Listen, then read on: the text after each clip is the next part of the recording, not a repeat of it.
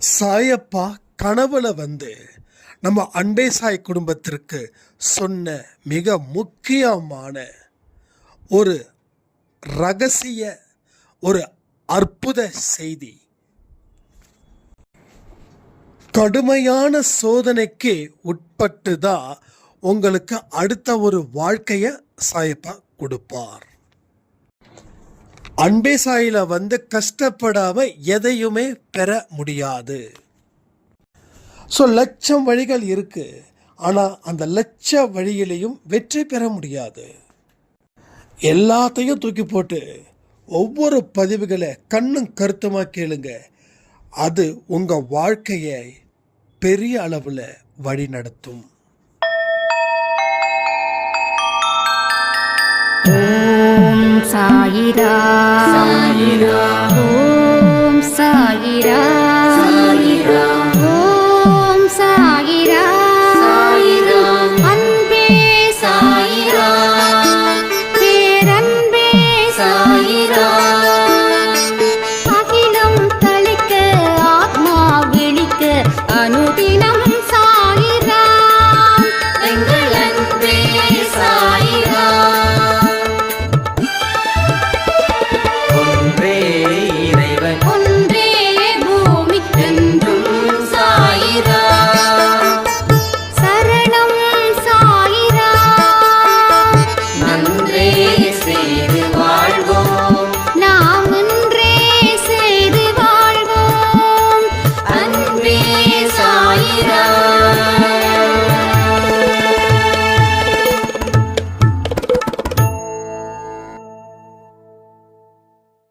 சாயிரா, என் உயிரின் உயிரானவர்களே, ராமநவமி முடிஞ்சதுக்கு அப்புறம் ஒரு சாய்ராமுடைய கனவுல நம்ம சாயப்பா சில விஷயத்தை சொல்லியிருக்காங்க. நானும் நினைச்சேன், என்னடா ராமநவமி முடிஞ்சிடுச்சு, இன்னும் அதற்குண்டான அவைகள் எவையுமே நம்ம கண்ணில் காட்டலையே கடவுள் அப்படின்னு. ஸோ கவனமாக கேளுங்க. எங்க அவரோட கனவுல வந்தா எனக்கு என்ன அப்படின்னு இங்கே கேட்குறவங்களுக்கு ஒரு தெளிவான பதில் சொல்கிறேன். அன்பே சாயில குடும்பத்தில் யாருக்கு என்ன கடவுள் சொன்னாலும் அது எல்லாருக்கும் சொன்னது தான். ஏன்னா இது ஒரே குடும்பம், இது தனித்தனி குடும்பம் இல்லை. இங்கே யாரும் ஏழை இல்லை, யாரும் பணக்காரன் இல்லை, யாரும் படித்தவன் இல்லை, யாரும் படிக்காதவன் இல்லை. எல்லாருமே அவருடைய குழந்தைகள் தானே தவிர வேற யாருமே தனிப்பட்ட முறையில் எங்கே இருந்தும் வரல. அதை புரிஞ்சுக்கணும். அப்போது அவங்க கனவுல சொன்னக்கூடிய விஷயத்தை உங்களுக்கும் நடக்கும்னு எத்தனை பேர் நம்புறீங்களோ கமெண்ட்ல போஸ்ட் பண்ணுங்க. உங்க மனசு எந்த அளவில் இதை ஏற்றுக்குதோ அந்த அளவில் அவர் உங்க வாழ்க்கையை சரி பண்ண போகிறார். சும்மா இந்த தத்துவம் பேசிக்கிட்டு என் வாழ்க்கை விதிதான் தீர்மானிக்கும் அப்படின்னு சோம்பேறிகளா இங்க யாரும் இருக்கவே கூடாது. விதி தீர்மானிக்குது அப்படின்னா எதற்காக கடவுள்? விதி தீர்மானிக்குதுன்னா எதுக்கு கடவுள்கிட்ட வாழ்க்கையை சரி பண்ணுங்கன்னு நாம கேட்கணும்.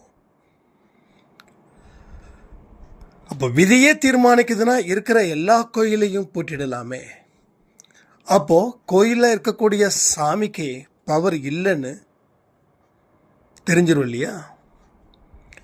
அப்போ விதி விதி விதி இந்த ஒரு வார்த்தையை நீங்க இனிமே கனவுல கூட பயன்படுத்தக்கூடாது. விதியை சரி செய்வது கடவுள் வேலை. விதியே ஒன்று இருந்தாலும் அதை என்னுடைய கடவுள் சரி செய்வார். எங்கெங்கெல்லாம் தடைகளை பிறர் ஏற்படுத்துகிறாங்களோ அந்த தடையெல்லாம் நீங்கள் படிக்கட்டா நினச்சி அதை ஏறணும், இல்லை அதை தாண்டணும். தடை இருக்குதுன்னு எழுந்துடக்கூடாது. உங்கள் பெத்தவங்களோ உங்கள் மற்றவங்களோ தன்னுடைய ஒரு பெண்ணுக்கு சொல்கிறாங்க, அவங்க ஏதோ ஒரு மிஸ் அண்டர்ஸ்டாண்டிங்கில் லைஃப்பை விட்டு வந்துட்டாங்க.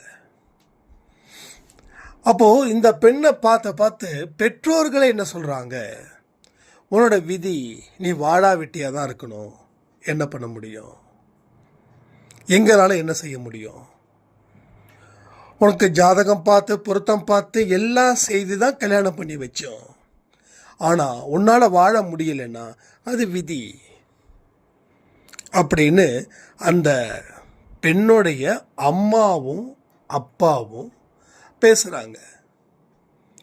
ஸோ எல்லாருக்கிட்டேயும் இவங்க ஆறுதலாக எதை பேசுவாங்கன்னு பார்த்தா எல்லாரும் விதி, வேற வழி இல்லை, கடவுளை நினச்சிக்கோ. இப்போ கடவுளை நினச்சா விதி சரி பண்ணணும் இல்லையா? அதானே கடவுள். கடவுள்னா யாருங்க? சரி செய்பவரே கடவுள் தானே. அப்போ எல்லாரும் உங்களை தடை செய்வாங்க. ஏன்னா அவர்களுக்குள்ள இருக்கக்கூடிய அறிவுக்கு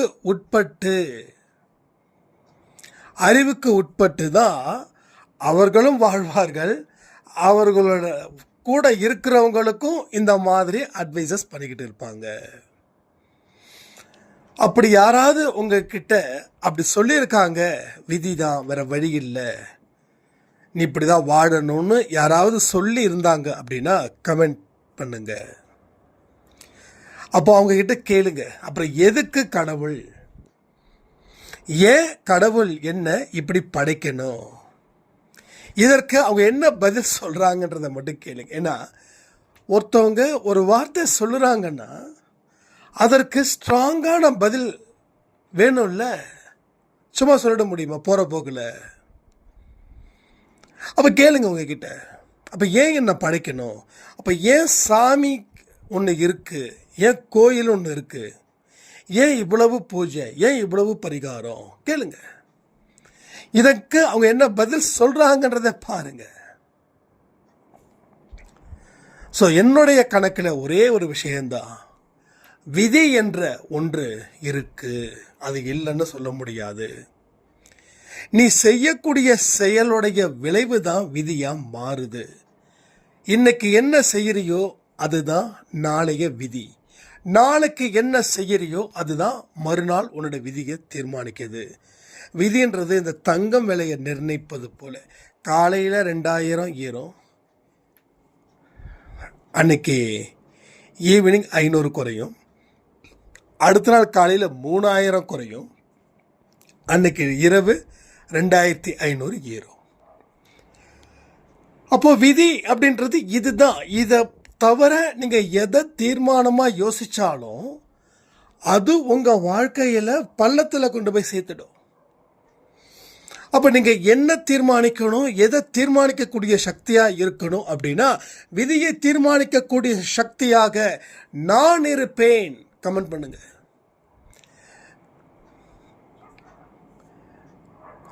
அப்போ விதியை நீ சமாளிக்கிற, விதியை எதிர்த்து நின்று போராடுற. எப்படி போராட முடியும்? கடவுளோட துணையோடு. இங்கே தான் கடவுள் வரார். எத்தனையோ பெரியவர்கள் சொன்னாங்களே, உங்கள் வாழ்க்கையில் உன் விதிப்படி தான் நீ கண்ணீர் விட்டு தான் ஆகணும்னு. இப்போ கடவுள் என்ன சைக்கோவா, இல்லை கடவுள் என்ன மென்டலா, கடவுளுக்கு ஒன்றுமே தெரியாத முட்டாளா? ஸோ கடவுளுக்கு எல்லாம் தெரியும், எல்லாம் அறிந்தவர் தானே அவர். அப்போ பெரியவங்க சொல்றதை ஏற்றுக்கணுன்றது எந்த மாற்று கருத்தும் இல்லை. ஆனால் எல்லாத்தையும் ஏற்றுக்கணுமா? வேண்டாம். ஏன்னா பெரியவர்களுக்கே அவர்களுடைய பெற்றோர்கள் சொன்னதை வச்சு தான் நான் இன்னைக்கு மதிய பதிவில் கூட அதான கொடுத்தேன், பெற்றோர்கள் நிச்சயமாக சரியில்லாமல் தான் இருக்காங்க அப்படின்னு. இருக்காங்களா இல்லையா? பெற்றோர்கள் நம்பிக்கைக்குரியவர்களாக இருக்கணும். அவங்க வார்த்தையில இருந்து எமோஷனலை தூக்கி எறிங்க. Emotional it's a fool, it's a fool. அதை வச்சு என்ன செய்ய முடியும்? கருவேப்பிலை கொத்தமல்லி கூட வாங்க முடியாது. ஸோ எமோஷனலை காலையில் போட்டு மிதிங்க. இங்கே எத்தனையோ பெற்றோர்கள் உங்கள் குழந்தைக்கு நம்பிக்கைக்குரியவர்களாக இருங்க. நம்பிக்கையை ஏற்படுத்துவதில் நீங்கள் சளைத்தவர்கள் இல்லைன்னு சொல்லி உங்கள் குழந்தைக்கு முன் உதாரணமாக இருந்தால் உங்கள் குழந்தை சரித்திரம் படைக்கும். ஆனால் நீங்கள் உங்கள் குழந்தைய பயப்படுத்தி எல்லாம் விதி தான் அப்படி இப்படின்னு சொல்லி போர் அடிக்கிறது போல அட்வைஸ் பண்ணிக்கிட்டே இருந்தீங்கன்னா நீங்கள் இப்போ எப்படி இருக்கீங்களோ உங்கள் குழந்தை அதை விட மோசமான சூழ்நிலையில் வளருவார்கள். அப்போ விதி அப்படின்ற ஒன்று கிடையாது. இங்கே எல்லோரும் ஓர் இனம், ஓர் குணம், ஒரே மனசு, ஒரே வழி. திரும்பவும் சொல்கிறேன், யாருக்கு கனவுல கடவுள் வந்தாலும் அது அன்பே சாய்க்கு கொடுக்கக்கூடிய ஒரு மெசேஜ். அது நல்லதாகவும் இருக்கலாம், இல்லை கெட்டதாகவும் இருக்கலாம். குட் ஆர் பேட், ஏதாவது ஒன்று. எதை வந்தாலும் ஏற்றுக்கலாமே. நல்ல செய்தி மட்டும்தான் நமக்கு வரணுமா என்ன? வார்னிங் செய்தி வரக்கூடாதா? வார்னிங் செய்தி எதுக்கு? நீ சரியான வழியில் போகணும். அப்போ தான் உனக்கு நல்ல செய்தி வரும். நம்ம ஒரு ஊருக்கு போகிறோம் அப்படின்னா போகிற வழியில் கண்டிப்பாக சில சாலைகளை கடக்கும்போது சில மனிதர்கள் மனசுக்கு நிறைவாகவும் சில மனிதர்கள் எரிச்சல் ஊட்டக்கூடியவர்களாகவும் தான் இருப்பார்கள். நான் சொன்னது போல தான் இன்னைக்கு 12 மணி ஆதியோடு என்ன சொன்னேன்? ட்ரெயினில் போகும்போது 2 குழந்தைங்க தன்னுடைய பெற்றோர்கள் சொன்னது போல எவ்வளவு கஷ்டப்பட்டு உட்கார்ந்தாங்க. அது மாதிரியான சில எரிச்சல் ஊட்டக்கூடிய மனிதர்களையும் பார்த்து தான் ஆகணும். அன்பே உருவானவர்களை கூட பார்த்து தான் ஆகணும். என்ன பிரச்சனைன்னா, இந்த அன்பே உருவானவர்கள் 100 பேரில் 10 பேர் இருப்பாங்க.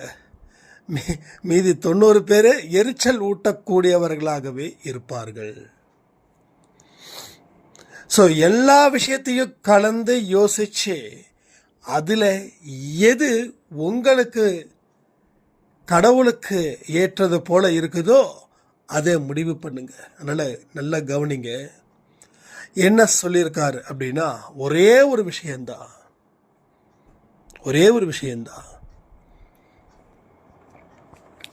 இதை நீங்கள் நல்லா புரிஞ்சுக்கணும். எந்த அளவுக்கு உங்கள் மைண்டுக்குள்ளே இதை வச்சிருக்கீங்களோ அந்த அளவுக்கு உங்கள் வாழ்க்கையில் ஒரு வெளிச்சமும் ஒரு பிரகாசமான ஒரு உணர்வு நிலையையும் நீங்கள் அடைவீர்கள். அந்த கனவை அவங்க எப்படி விவரித்து சொன்னாங்கன்னா, இவங்க கோபமாக யார்கிட்டேயோ சண்டை போட்டுட்டு இருக்காங்க. சண்டை போட்டவங்க திடீர்னு மறைஞ்சு சாயப்பாவுடைய உருவமாக அவதாரம் எடுக்கிறாங்க. இப்போ நம்ம சாய்ராம் என்ன பண்ணியிருக்காங்க? கண்களில் இருந்து கண்ணீர் அருவி போல கொட்டுது. சாய்ப்பா நீ வந்துட்டியா?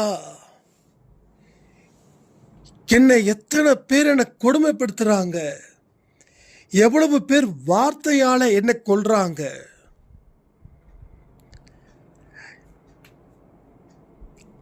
என்னால வாழவே முடியல. என்ன உன்னோட இடத்துக்கு கூட்டு போயிடு, இல்லை சாவதற்கு உண்டான வழி இருந்துச்சுன்னா அதை எனக்கு சொல்லிடு, என்னால் நிச்சயமாக வாழ முடியாது அப்படின்னு சொல்லி சாய்ப்பாவை கட்டி பிடிச்சு அழுவுறாங்களாம். உடனே சாய்ப்பா அவங்கள தலையை கோதி விட்டு,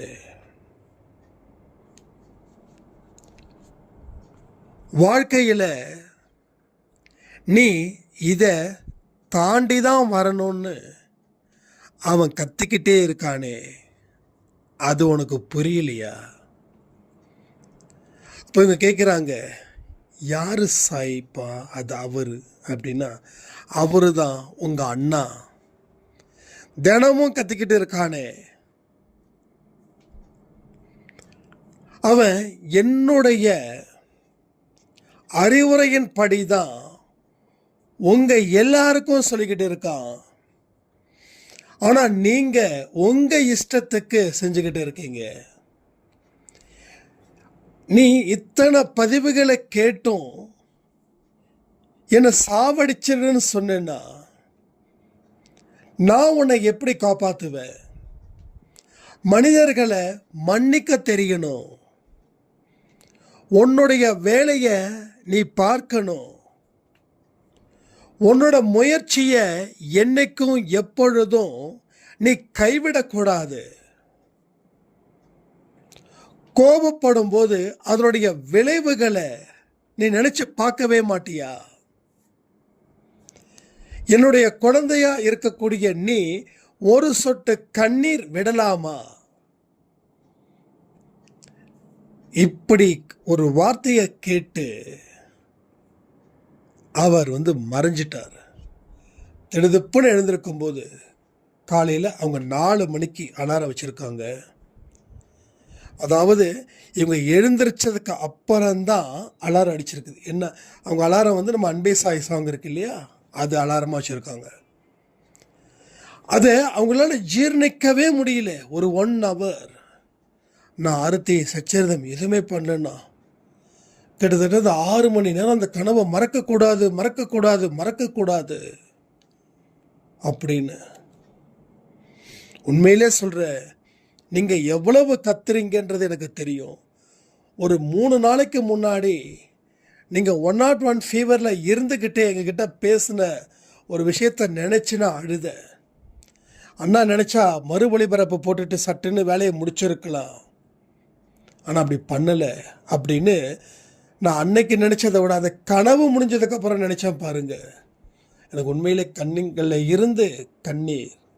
இந்த மாதிரி ஒரு அண்ணன் எங்கே எல்லாருக்கும் கிடச்சிருக்காங்க அப்படின்னு நினைக்கும்போது எனக்கு ரொம்ப சந்தோஷமாக இருக்குது அப்படின்னு சொன்னாங்க. ஸோ இந்த ட்ரீமில் இருந்து என்ன நமக்கு தெரியுது? என்ன தெரியுது? சும்மா நம்ம பாட்டுக்கு ஆடியோ கேட்டுட்டு தலையை ஆட்டிக்கிட்டு ஜெய் சாய்ராம் அப்படின்னு சொல்லிட்டு போகிறது நம்ம வேலையா என்ன? ஸோ நொடிக்கு நொடி செதுக்கணும்னு நம்ம சொல்லியிருக்கோம். ஏன்னா இப்போ செதுக்கி தான் ஆகணும். செதுக்காம வேற ஏதாவது வழி இருக்குதான்னு கேட்டா வேற வழி இருக்கு. ஆனா எந்த வழியிலையும் வெற்றி பெற முடியாதே. வேற வழியெல்லாம் இருக்கும். ஒன்றும் இல்லைங்க, நான் இப்போ சொல்கிறேன், உங்களுக்கு ஒரு பிரச்சனை இருக்குதுன்னு வச்சுக்கோங்களேன், நீங்கள் கண்டிப்பாக செய்யணும். ரைட்டா? கண்டிப்பாக செய்யணும், நிச்சயமாக செய்யணும். இது என்னுடைய அன்பான வேண்டுகோள். இந்த பதிவை யார் யார் கேட்குறாங்களோ அத்தனை பேரும் இந்த பதிவு முடிஞ்சதுக்கு அப்புறம் ஒரு 2-3 பேர் உங்கள் பிரச்சனைகள் இருக்கும் இல்லையா, உங்களுக்கு தெரிஞ்சவங்க இருப்பாங்க இல்லையா, அவங்க கிட்ட ஃபோன் பண்ணி கேளுங்க உங்கள் பிரச்சனைக்கு என்ன வழி இருக்குதுன்னு. அவங்க என்ன சொல்கிறாங்கன்னு பாருங்க. ஏன்னா 1000 வழி, லட்சம் வழி, கோடி வழிகள் இருக்கு. ஆனால் எந்த வழியில் போனாலும் தோல்வி மட்டும்தான் இருக்கும். ஆனால் அன்பே சாய் வழியில் போனால் வெற்றி மட்டும் கிடைக்கும். ஆனால் வழி கடினமானதாக தான் இருக்கும். இன்னைக்கு 12 மணி பதிவில் கூட அதான சொல்லியிருக்கேன், கடினமான பாதை. நீ மனசு மாறக்கூடாது.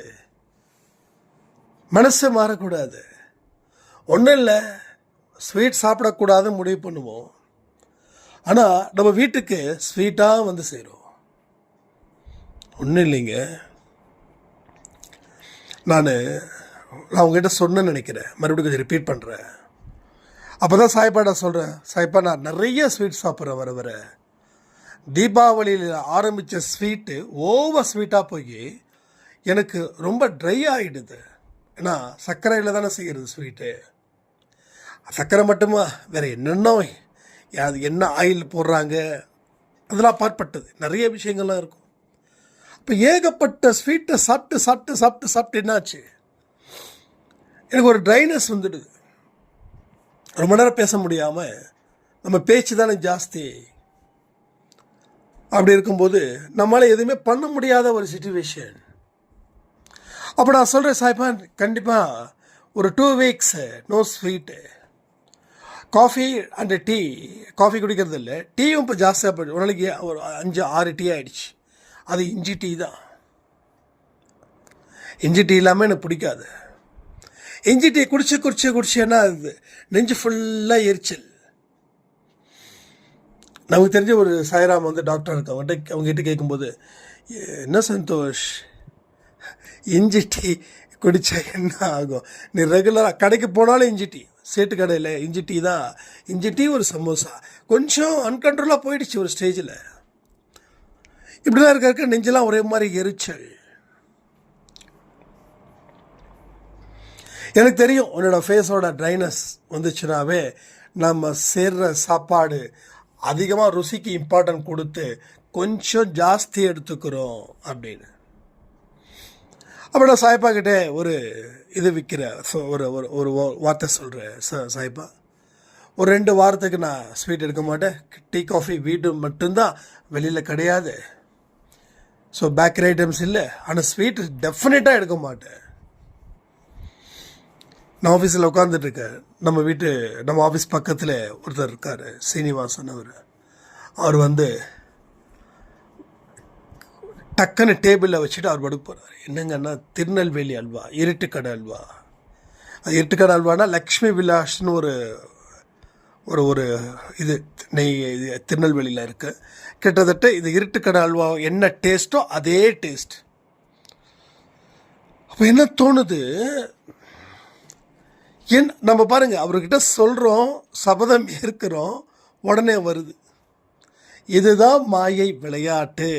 இந்த இடத்துலையும் அவர் என்ன சோதிக்கிறார். என்ன தெரியுமா, நீ எடுக்கிறியா இல்லையா, நீ எடுத்துட்டேன்னா ஃபெயிலு, எடுக்கலைன்னா பாஸ். ஸோ சின்ன சின்ன விஷயத்தில் கூட அவர் நம்மளை கவனிக்கிறார். இது யாருக்கும் புரியல. சின்ன சின்ன விஷயத்தில் கூட கவனிக்கிறார். சரி, கவனிக்கிறதால என்ன பிரச்சனை அப்படின்னு நீங்கள் கேட்கலாம். கவனிக்கிறதால என்ன பிரச்சனை தெரியுமா, நமக்கு நடக்க வேண்டிய நல்லவைகள் சீக்கிரமாக வரணுன்னா அவர் கவனிக்கிறார்ன்றத நினப்பில் மனசில் வச்சுக்கிட்டு அதற்கு தகுந்தது போல் வாழ்க்கையை மாற்றணும். இல்லைன்னா என்னாச்சு, அன்றைக்கி நிச்சயமாக ஸ்வீட் சாப்பிட்டேன். அன்றைக்கி 1/2 கிலோ ஸ்வீட். பிஸ்னஸ் ஆகிறதுக்கு லைட்டாக இருமல். வீட்டில் அம்மா அப்பாலாம் ஊரில் இருந்தாங்க. நான், காயத்ரி அண்டு விஷ்ணு கொஞ்சோண்டு எடுத்துக்கிட்டாரு. காயத்ரி இல்லை நான் ஸ்வீட்லாம் சாப்பிட்றதுலாம் கொஞ்சம் விடலான் இருக்கேன் அப்படின்னாங்க. பிரிச்சாச்சு, கை வச்சாச்சு, கெட்டு போயிடுமே. எப்படிலாம் நம்ம வந்து நம்ம சைடில் இருக்கக்கூடிய நியாயத்தை நாம் ரெடி பண்ணுறோம் பாருங்க. என்ன பண்ணுறது, கை வச்சாச்சு, கெட்டு போயிடும். அப்போ என்ன பண்ண முடியும், சாப்பிட தான் செய்யணும் அப்படின்னு சொல்லி கிட்டத்தட்ட நான் அந்த நைட்டு ஃபுல்லாக சாப்பிட்டுக்கிட்டே இருக்கேன். அடுத்த நாள் காலையில் தலை சுத்தல். இப்போ வந்து ஒரு 1/2 கிலோ அல்வாவில் ஒரு 1/4 கிலோக்கு மேலே சாப்பிட்டு இருப்பேன்னு வச்சுக்கலாமே. இந்த 1/4 கிலோ சாப்பிட்டதால தலை சுற்றிருக்குமா? இல்லை, நீ என்ன சொன்ன அவர்கிட்ட, ஸ்வீட் சாப்பிட மாட்டேன்னு சொன்ன, ஸ்வீட்டு எடுக்க மாட்டேன்னு சொன்ன, ஆனால் நீ மீறிட்ட. அப்போது உனக்கு ஒரு தலை சுத்தலை கொடுத்தாதான் நீ நெக்ஸ்ட் டைம் வந்து நீ எடுக்க மாட்ட, நீ பயப்படுவ. அதாவது இது சாதாரண விஷயம், எல்லாரும் அதான் சொல்ல நினைப்பீங்க.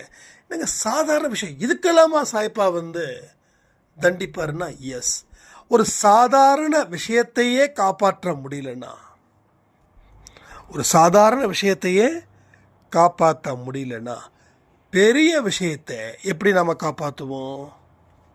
வாய்ப்பு இல்லைல்ல. அது போல தான் இது.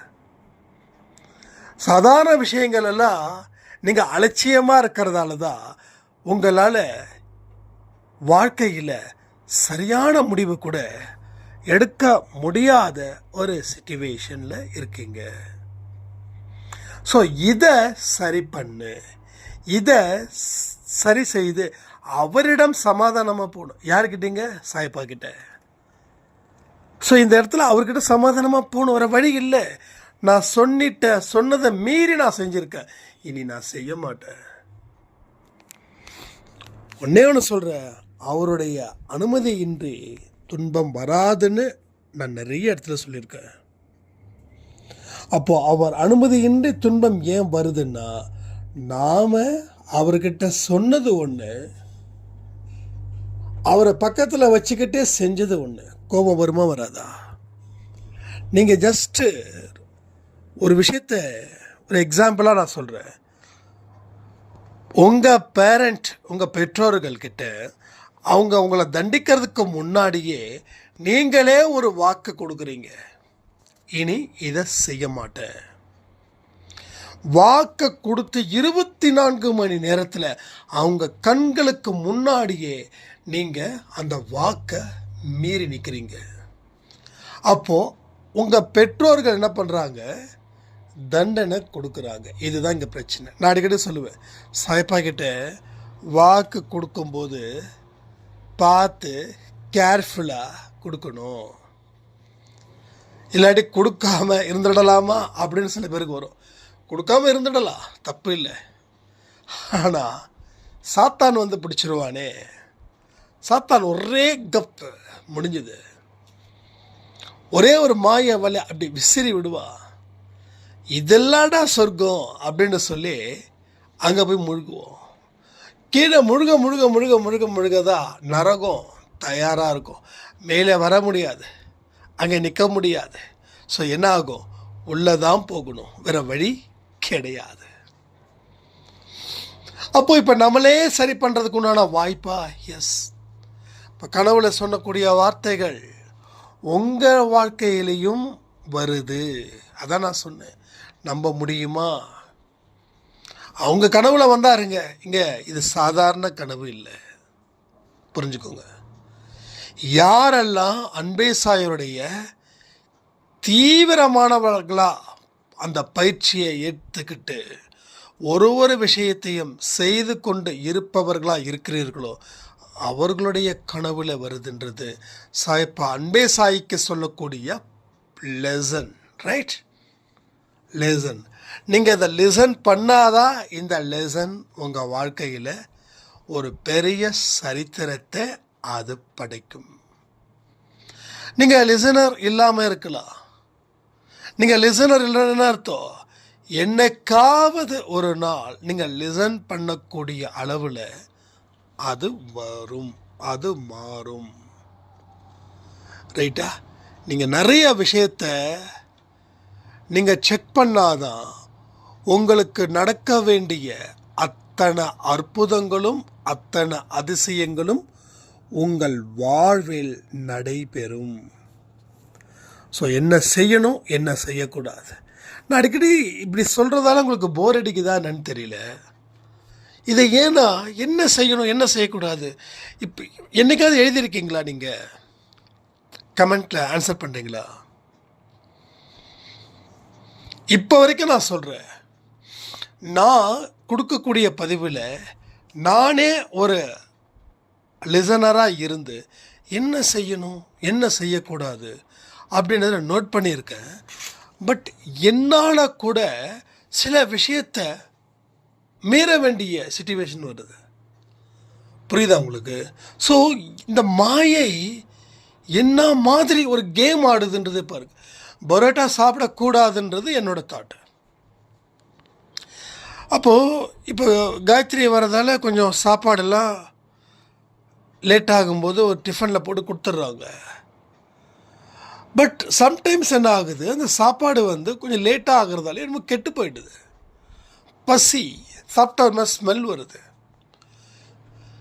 சரி எங்கேயாவது போய் சாப்பிடலான்னு பார்த்தா ஒன்று பிரியாணி இருக்குதுங்க, இல்லைன்னா பரோட்டா இப்போ இட்லி என்ன ஜி இட்லி கேட்குறீங்க, சரி தோசை, மாவு ஐட்டமே இல்லை, வேறு என்ன இருக்குது, பரோட்டா பிரியாணி, பரோட்டா பிரியாணி.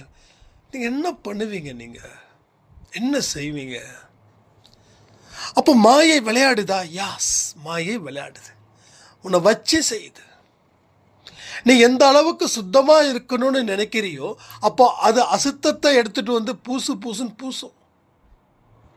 இது நிச்சயமாக நடக்குது. நான் சுத்தமானவனாக இருக்கணும்னு நினச்சா கண்டிப்பாக அந்த அசுத்தத்தை கொண்டு வந்து சேர்க்கத்தான் செய்யும். அப்போ என்ன பண்ணணும்? ஆனால் அன்னைக்கு ஒரு நாள் தான் நடந்தது. அதற்கப்புறமா அன்னைக்கு நான் சாப்பிடல, பசியோடு வந்தேன். அப்போ தான் நினச்சேன், சோதனையில் பாஸ் பண்ணிட்டோம். அப்போ என்னோட பசியை போக்க நான் என்ன வழியை செஞ்சிருப்பேன் தெரியுமா? சாயப்பாவே நீ கொடுத்த உணவுக்கு நன்றி, சாயப்பாவே நீ கொடுத்த உணவுக்கு நன்றி, சாயப்பாவே நீ கொடுத்த உணவுக்கு நன்றி. வேறு ஒன்றுமே சொல்லலை. காரில் உட்காந்துக்கிட்டே இந்த வார்த்தைகளை தான் நான் 9 தடவை சொன்னேன். ஃபஸ்ட்டு 3 தடவை சொன்னேன், பசி இன்னும் ஜாஸ்தி ஆயிடுச்சு. அடுத்தது 3 தடவை 6 தடவை சொன்னேன், இன்னும் லைட்டாக கொஞ்சம் குறைஞ்சது போல ஃபீல். அடுத்தது தண்ணியை நல்லா குடித்தேன், மறுபடியும் 3 தடவை சொன்னேன், அருமையான உணவு, நல்லபடியான சாப்பாடு கொடுத்ததுக்கு நன்றி சாயப்பான்னு சொல்லி அதை 3 தடவை சொல்லும்போது அந்த டயர்னஸ் எங்கே போச்சுன்னே தெரியல. அந்த பசியோட டயர்னஸ் எங்கே போச்சுன்னே தெரியல. அப்போது கடவுள் உன்னை சோதிக்கிறாரா? எஸ், நீ சோதிக்கப்பட்டு தான் அடுத்த இடத்துக்கு போக முடியும். சோதிக்காமல் போக முடியாது. சோதிக்காமல் போனால் மாட்டிப்போம். தரவாக செக் பண்ணிட்டு தான் அடுத்த கட்டத்துக்கு போக விட்றாரு. நீ எந்த மனநிலையில் இருக்க? உனக்கு பிரியாணி உனக்கு கொள்ளை இஷ்டம், பரோட்டா உனக்கு கொள்ளை இஷ்டம், அதனால் நீங்கள் சாப்பிட்ற. ஒருவேளை உனக்கு அது பிடிக்கல, ஒரு அருவருப்பா ஒன்றும் இல்லை. ஒரு சைனாவுக்கே போகிறோன்னு வச்சுக்கோங்களேன், போகிறோம், ஒரு பசி எடுக்குது, சாப்பாடு கெட்டு போயிடுச்சு, ஒரு ஹோட்டல் போகிறோம், அவன் சொல்கிறான் எதுவுமே இல்லைங்க, பாம்பு கறி தான் இருக்குது. இப்போ வேறு முதலைக்கறி இருக்குது, நல்லாயிருக்கும், சாப்பிட்றீங்களா? இப்போ பாம்பு கறி இல்லை, முதலைக்கறி வேறு ஏதாவது இருக்கா? வேறு எதுவும் இல்லைப்பா. அப்போ நம்ம சாப்பிடுவோமா? என்ன பசி அதை சாப்பிட்ருவோமா? என்ன அதாவது தீவிரமான 5 நாள் 6 நாள் பசிலாம் கிடையாது. மதியானம் சாப்பிட்டோம், நைட்டு சாப்பிடல, நைட்டு வரும்போது பசி, ஒரு ஃபீல், அவ்வளோதான். நீ சாப்பிடல அப்படின்ற ஒரு ஃபீல் தான் வந்திருக்கு. 5 நாள் 6 நாள் பட்டினா நீ பன்னிக்கறியா முதலைக்கறியா எந்த கறியாக தின்னுதோல, அது பிரச்சனை இல்லை. ஆனால் ஒரு வேலையை நம்மளால் மிஸ் பண்ண முடியல. அப்போ என்ன பண்ணுவோம்? பன்னிக்கறியும் முதலைக்கறியா கொடுமையான கறியாக இருக்கேன்னு சொல்லிட்டு அந்த இடத்த விட்டு நகர்ந்துடுவோம். வீட்டுக்கு வந்து சாப்பிட்ருவோம், இல்லை தண்ணியை குடிச்சிக்கிட்டு திருப்தி அடைஞ்சிருவோம். ஏன்னா அது நம்ம சாப்பிட முடியாது, அது பிடிக்காது, அது அருவருப்பானது. பன்னிக்கறியும் முதலைக்கறியும், சரி பாம்பு கறி, ஓகே. அப்போ இது மட்டும் ஏன் சாப்பிட்றோம்? உனக்கு பிரியாணி பிடிக்கும்ல, உனக்கு பரோட்டா பிடிக்கும்ல, பரோட்டாவை அப்படியே குழம்பு ஊற்றி அப்படியே சுட சாப்பிடு, தலையிலெல்லாம் வந்து வேர்த்து ஊற்றி. ஏற்கனவே பரோட்டா மாஸ்டரோட வேர்வை அது ஒரு தனி சுவை இல்லை, இங்கே சொன்ன நிறைய பேர் சாப்பிட மாட்டீங்கன்னு நினைக்கிறேன். ப்ளஸ் நம்மளுடைய வேர்வை சும்மா அதுவும் பரோட்டாவில் பட்டு சும்மா குழைச்சி அடித்து சாப்பிட்டு. ஏன்னா உன்னை அங்கே தான் அவர் சோதிக்கிறார். இந்த பார், இந்த 2 வச்சுருக்க, இந்த சந்தோஷ் பையன் என்ன பண்ண போகிறான்? சாப்பிட்ருவான். மோனே நீ சாப்பிட்டு பாருடி, உனக்கு அப்படி இருக்குடி. ஏற்கனவே அல்வா சாப்பிட்டதுக்கு எவ்வளோ பெரிய ஒரு இம்பேக்ட்டு. ஆக்சுவலாக அல்வா சாப்பிட்றதுக்கு முன்னாடி இது நடந்தது, இப்போ சேர்த்து சொல்கிறேன். அப்போது நம்ம அந்த இடத்துல கொஞ்சம் அப்படியே அழகாக ஸ்கிப் பண்ணோம். ஆனால் வேறு ஹோட்டல்ஸ் எதுவுமே இல்லை. லேட் நைட் ஹோட்டல்ஸ் வந்து இங்கே கொஞ்சம் ரொம்ப ஸ்ட்ரிக்டான இடம்ன்றதால லேட் நைட் ஹோட்டல்ஸ் வந்து இல்லை. அவங்களே சொல்கிறாங்க, சார் சிட்டி சைடுக்குள்ளே தான் இருக்குமான்னு தெரியல, இங்கேருந்து கிட்டத்தட்ட 30 கிலோமீட்டர்ஸ் வந்து உங்களுக்கு நோ மெஸ் நோ ஹோட்டல்ஸ் அப்படின்னு, ஃபுட் இல்லை, இதாக இருக்குது. வாங்கிட்டோன்னா போங்க, போகிற வழியில் பசிச்சா சாப்பிட, என்ன பண்ணு, பசிச்சா என்ன பண்ணு, அது பார்த்துக்கலாங்கன்னு சொல்லிட்டு தண்ணி மட்டும், தண்ணியாவது தெரியுங்களா, ஐயோ ஜி எடுத்துக்கோங்க ஜி, பிரியாணி பிடிக்காது, பிடிக்குங்க, அவர்கிட்ட சொல்கிறேன் பிரியாணி பிடிக்கும், பரோட்டா அப்புறம் என்ன ஜி, இல்லை ஜி எங்கள் ஜி கோச்சிப்பார், அதனால தான் ஜி வேண்டாம். யார் ஜி, சாய்ப்பா ஜின்னு. கடவுளுடைய ஆளா நீங்கள்லாம், அப்படி இன்னமும் ஞாபகம் இருக்குது. நைட்டு 11:30 மணிக்கு அது நடக்குது. இப்போ அந்த வழியாக போனால் கூட நம்ம காரை பார்த்தா கூட அவர் வந்து ஹாய் சொல்லுவார், நம்மளை ஹாய் சொல்லுவோம். இது என்னன்னா அங்கே தான் வந்து ட்விஸ்ட்டு, அங்கே தான் ட்விஸ்ட்டு. அந்த ட்விஸ்ட்டை நீங்கள் தயார் பண்ணிவிட்டு ஃபேஸ் பண்ணிட்டீங்கன்னு வச்சுக்கோங்க, யூ கேன் எலிஜிபிள், நீங்கள் குவாலிஃபைடு. ஸோ நீங்கள் இதெல்லாம் தான், இந்த சேலஞ்சை தான் நீங்கள் தாண்டணும். அப்போ தான் அடுத்தடுத்த சேலஞ்சஸை யூ கேன் மூவ் இட். இல்லைன்னா ரொம்ப கஷ்டம், ரொம்ப கஷ்டம். என்னப்பா அவர் வழி இல்லை, பசிக்குது, வரும்போது மயக்கம் போட்டால் என்னப்பா பண்ண, அதாவது நடக்கிறதுக்கு முன்னாடியே நமக்கு இது பிடிச்சிருக்குதுன்றதால நாம் முடிவு பண்ணுறோம். ஆமாம், ஒருவேளை பசியோடு நான் தாண்டிட்டேன்னா, பசியோடு நான் போனேன்னா, மயக்கம் போட்டால் என்னை யார் கூப்பிட்டு போவாங்க அப்படின்னு. அதான் ஆண்டவன் கடவுளோட அந்த தண்ணீர் இருக்கே, அது போதாதா. அதுக்கப்புறம் சாயப்பா சாங்க போட்டுட்டு அப்படியே ஸ்ட்ரைட்டாக நம்ம அடுக்க வந்துட்டு, வந்த உடனே பசிக்குதானா, பசிலாம் இல்லை, எனக்கு ஒரு 1/2 டம்ளர் பால் மட்டும் கொடுத்துட்டு போதும் அப்படின்னு, அவ்வளோதான். அந்த பசி எங்கே போச்சு? என் வீட்டில் வந்து இட்லியோ தோசை சாப்பிட முடியாதா? ஸோ இதுதான் இங்கே நடக்குது. ஸோ இதை தான் நம்ம சரி பண்ணணுன்ற, இதை நாம் சரி பண்ணதான் எல்லாமே சரியாகும். நான் எதுவுமே பண்ண மாட்டேன் அப்படின்னு தயவு செய்து காத்திருக்காதீர்கள். நீங்கள் காத்திருக்கக்கூடிய நேரம் நிச்சயமாக சொல்கிறேன் வீணாக தான் இருக்கும். ஒரு விஷயம் நடக்குதுன்னா யூ கேன் வெயிட். இந்த விஷயம் நடக்காதுன்னா ஏன் வெயிட் பண்ணணும்? என்ன நடக்க போகுது? ஸோ ஒன்றும் நடக்கலை, ஒன்றும் நடக்க போகிறதும் இல்லை. நம்ம அறிவுக்கு என்ன எட்டதோ அது உண்மை. நீ உழைச்சாதான்டா சோறு, நீ உழைக்கிறேன்னா சோறு இல்லை. நான் உழைக்க மாட்டேன், நான் வந்து கடவுளுக்கு பூஜை பண்ணுவேன் அப்படின்னா நீ பூஜை பண்ணுவேன், ஆனால் சோறு கிடைக்காது. கடவுள் என்ன சொல்கிறாரு? உன்னையும் பார்த்துக்கோ, என்னையும் பார்த்துக்கோ. கடவுள் சொல்லக்கூடிய வார்த்தையே இதுதான், உன்னை பார்த்துக்கோ, என்னையும் பார்த்துக்கோ. அப்போ அவரையும் பார்த்துக்கணும், நம்மளையும் பார்த்துக்கணும். சும்மா இருந்தால் வந்துருமா ஜி? வராதில்லை.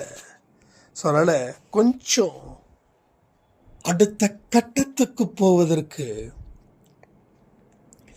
முயற்சிகள் செஞ்சாதான் உங்கள் வாழ்க்கையில் பல நல்ல விஷயங்கள் நடக்கும் என்பதை மறக்காதீங்கன்னு சொல்லி விஷ்ணு சாய்ராமுக்கு வாழ்த்து தெரிவித்த அத்தனை என்னுடைய உயிரான சொந்தங்களுக்கு நன்றிகள். அதே போல் அம்மாவும் உங்களுக்கு நன்றிகள் சொல்ல சொன்னாங்க, அப்பாவும் நன்றிகள் சொல்ல சொன்னாங்க, காயத்ரி அவர்களும் நன்றிகள் சொல்ல சொன்னாங்க. ஸோ ரொம்ப ரொம்ப ரொம்ப சந்தோஷமாக இருந்தது. இந்த ராமநவமியும் அதுக்கு அடுத்த நாள் வந்த அந்த பர்த்டேவும். ஆக்சுவலாக அந்த பர்த்டே லைவ், ராமநவமி லைவ் வந்து யாருக்கும் சரியாக போகலை, என்ன ஏதுன்னு எனக்கு தெரியல. ஸோ யாரும் ஃபீல் பண்ண வேண்டாம். ஸோ நெக்ஸ்ட்டு மந்தில் வரக்கூடிய ஃபஸ்ட்டு வியாழன், ஓகேங்களா, அதில் நாம் கண்டிப்பாக லைவில் வருவோம். ஒருவேளை அந்த நெக்ஸ்ட் மந்தில் ஏதாவது இம்பார்ட்டண்ட் டேஸ் இருந்துச்சுன்னா உங்களுக்கு அந்த நாளுக்கு நான் லைவ் கொடுத்துடலாம். அதாவது மாதத்தில் ஒரு லைவு, அந்த மாதத்தில் விசேஷமான நாட்கள் எதுவும் இல்லை என்றால் மாதத்தில் வரக்கூடிய முதல் வியாழன். ஒருவேளை விசேஷ நாட்கள் வந்துச்சு அப்படின்னா கண்டிப்பாக விசேஷ நாட்களில் தான் நம்ம லைவ் கொடுப்போம், சரிங்களா? ஸோ வந்து அப்போ அடுத்த மாதம் முதல் வியாழனில் 10 மணிக்கு லைவ் இருக்குது. உங்களுடைய கேள்விகளை நீங்கள் கேட்கலான்னு சொல்லி இந்த பதிவை நான் முடிக்கிறேன். ஜெய் சாய்ராம்.